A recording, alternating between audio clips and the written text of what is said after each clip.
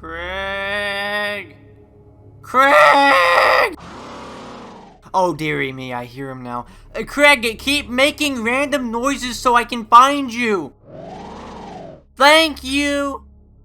Now, Craig, you know what I told you about wandering around outside.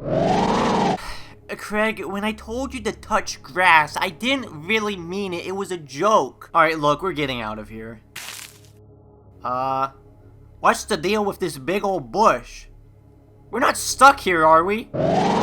What do you mean we should go inside of that ominous-looking Taco Bell? I wouldn't go inside of a normal Taco Bell, much less one in the middle of the forest. No, I'll tell you what we're going to do. We're just going to sit right here until these flowers screw off. We might as well talk about a funny game, too. RPG Maker is an engine that I've grown to love over the past few years. It's one that I've had to mention multiple times at this point. Under the lens of an average Joe, it may seem like a software used to make pretty basic role-playing games. However, it's proven to be capable of a lot more than just that. Several games have pushed the engine to its limits and made some really cool games with some pretty unique battle systems. I've actually been dabbling with it a little bit myself every now and then. I mean, looky here, I made some tile sets and even a completely unique enemy of my own. I'd say that I'm a veteran game designer at this point. But no, people have gotten really creative with this little software, and the best part is that all of the ones I've played at least tick the same boxes, so they all have a very similar charm to them, to me at least. One common use for the engine wasn't actually making RPGs with it, rather just making exploration-based games. I think Yume Nikki might have been the earliest example of this. That game doesn't have any battles at all. You just walk around some silly little places and collect stuff. Ever since then, there have been several other games that followed suit, focusing on exploration and puzzle solving, most of which are considered cult classics. It's a pretty smart use of the system in all honesty. I mean, if you had a lot of creative ideas and you wanted to make a basic exploration game, then RPG Maker really didn't require a ton of time to learn. I mean, at least in comparison to other more complicated programming engines. There are a lot of well-known games like this, but I haven't really dipped my toes in many of them yet, aside from Yume Nikki and the topic of this video, The Witch's House. The Witch's House was released in late 2012 by a Japanese dev going by Fami, which is a name that I greatly enjoy. I'm actually not very familiar with this original release myself, but I do know that it was well regarded. Doing some research, I was actually pretty surprised to see some pretty big names Let's Play this back in the day. That's not very common for RPG Maker stuff. It's typically a lot more niche. Anyway, this original version is not going to be the main focus of this video. Instead, I'll be talking about the modern release of the game, The Witch's House MV. As the name suggests, it's a remake using RPG Maker MV and features updated visuals. Anyway, I think that's enough explaining. Let's just go ahead and check this place out. Title screen is pretty basic. It's got a pretty good song accompanying it, but nothing much else to note aside from that. Whenever you start up a new file, you're actually prompted with a difficulty selection, which is pretty uncommon for RPG Maker games in general, but I definitely didn't think it'd be in one about puzzles and stuff. I'll talk about the difficulty more later, but I don't really think you'll get a much different experience depending on which difficulty you choose though, due to the way the game is structured, so don't fret too much about this. You play as a girl named Viola who wakes up in the middle of the forest. You soon realize that you're trapped here because nature hates you and you're blocked in by some flowers and bushes, and the only place you can really go is inside the witch's house. It's a little bit spooky, don't get me wrong, but I don't really think it'll be that bad. I mean, sure, somebody spilled some Kool-Aid in here, but it's really nothing to worry about.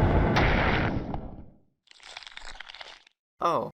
Whenever you get around that nonsense, now you have to explore the house, solving puzzles, collecting items, having this stupid asshole cat follow you, and all the while not die in a comedic fashion. And that's pretty much the gist of the game. You'll explore the current floor, and once you clear enough puzzles, you'll proceed further and further into the house, in desperate search of a back door. In that sense, it's similar to an old survival horror game, but without combat and stuff. The puzzles typically revolve around using the right item in the right spot, interacting interacting with objects in the environment or looking for information about various aspects of the room. The puzzles in general are really well balanced. They're just challenging enough that they're satisfying to solve, but not too hard to overwhelm you. You're usually restricted to just a few rooms at a time, so you don't have to backtrack very far to find something you may have missed. The solution you're looking for isn't any more than a few rooms away. Though you can't be stupid and do whatever willy-nilly you want, because depending on your decisions, you can literally die if you mess something up. Like, there's so many dumb ways you can die here, and it's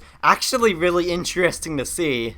That first puzzle was too easy. To avoid death, you have to pay attention to objects and notes in your environment, or use the forbidden technique of common sense. And as I'll go over later, you don't really get punished that hard if you die, but it's still really kick-ass when you outsmart the house. Do you like frogs?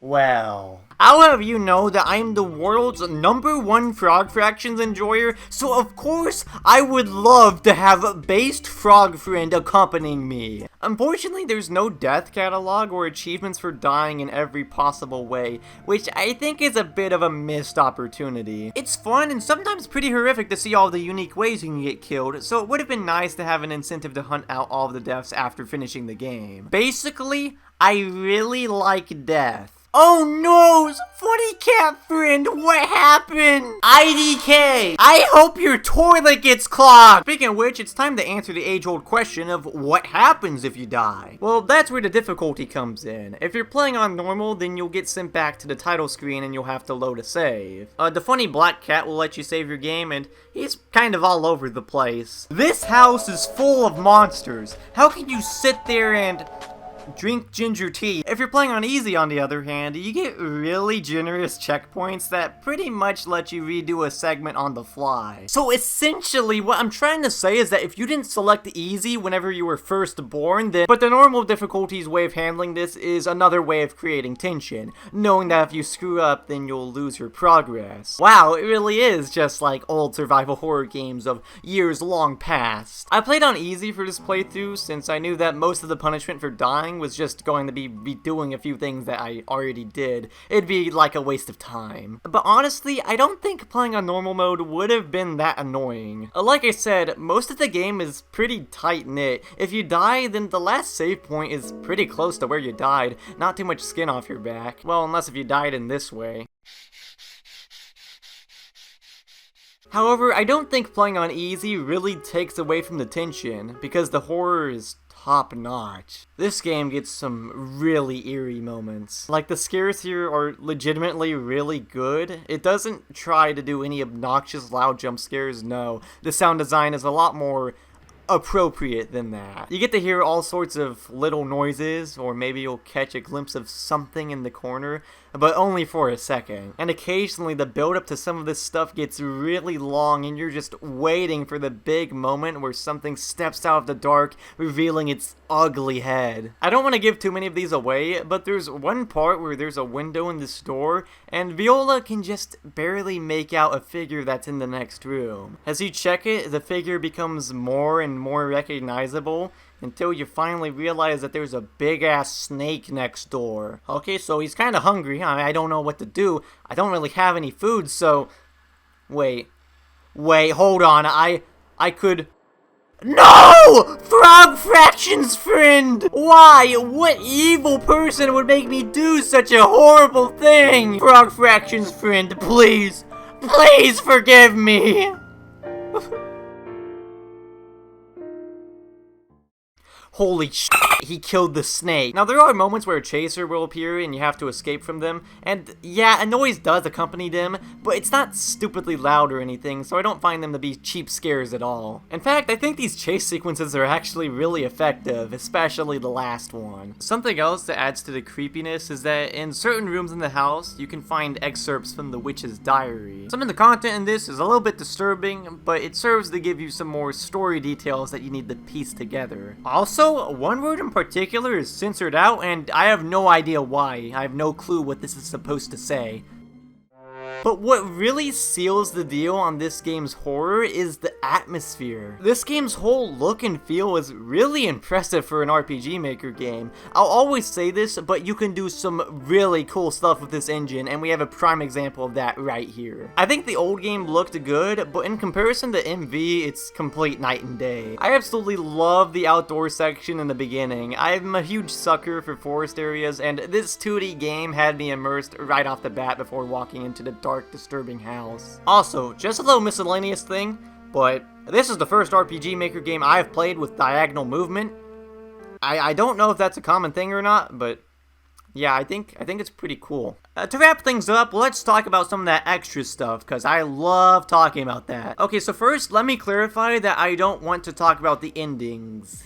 Here at least. There's another video I want to do later down the line that will cover all of them since they all tie together. That's going to be a big video, so yeah, I have another opportunity to talk about them in the future, and I think it's more worthwhile to talk about the endings then to avoid redundancy. Anyway, once you get what's considered the true ending, you unlock extra difficulty mode, which reworks and rearranges puzzles to make for a new challenging experience. I love it when hard modes in games are like that. It's the Madhouse approach, like in Resident Evil 7, where the game is made harder not just by making the general difficulty more challenging, but also by reworking parts of the game to make you play differently and throw veterans off. Now, with all that said, if you're playing the game normally, then it shouldn't really take much more than an hour and a half to finish. You could do extra difficulty, and also you do get something for reaching the end of the game without saving, which shouldn't take too long knowing the puzzle solutions, but if you do literally everything this game has to offer, that might not add up to even 3 hours. MV costs $15 on Steam, and yeah, that's just a little much to ask for considering other games that cost the same or less that provide much more content. I kinda hate to say that because it's very well made and there's a lot of effort put into it, but I could see people enjoying the game but not feeling completely satisfied with their purchase. Not for me though. I bought it during the last winter sale for like $5, so if you're interested then you should absolutely pick it up next time it gets a discount. I had a great time exploring this wonderful little house, experiencing various horrors, and well, actually, I didn't really like the frog dying part. Anyway, I'm Luggo the Lugician, and thank you very much for watching. Oh hey, in the time it took to explain all of that, the flowers disappeared. Come on, Craig, let's go.